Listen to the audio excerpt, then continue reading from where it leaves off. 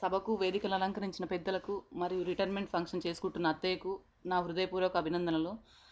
Kamalamma teacher అంటే మహబూబ్నగర్ డిస్టిక్లో తెలియని వాళ్ళు లేరనుకుంటా. తన పాఠాలతోనే కాకుండా పాటలతో కూడా ఎంతోమంది విద్యార్థులకు చైతన్యం ఇచ్చారు, అలాగే విద్యను కూడా బోధించారు. మా అత్తయ్య మామయ్య ఏ రోజైనా కూడా ఇంట్లో పిల్లల్ని బయట పిల్లలను వేరే చూసేవాళ్ళు కారు.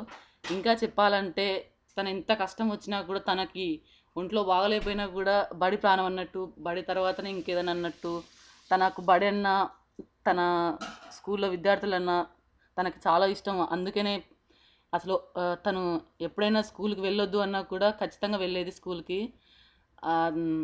తన జీవితంలో ఎక్కువ టైం స్కూల్లోనే గడిపింది అనుకుంటాను నేను. ఈ రిటైర్మెంట్ ఫంక్షన్కి మేము లేనందుకు చాలా బాధపడుతున్నాము. అలాగే తన ఆశీస్సులు మాతో ఎప్పుడూ ఉంటాయని అనుకుంటున్నాను. అలాగే తన దీవెనలు ఉండాలని ఆశిస్తూ అత్తయ్యకి సభకి నమస్కారం.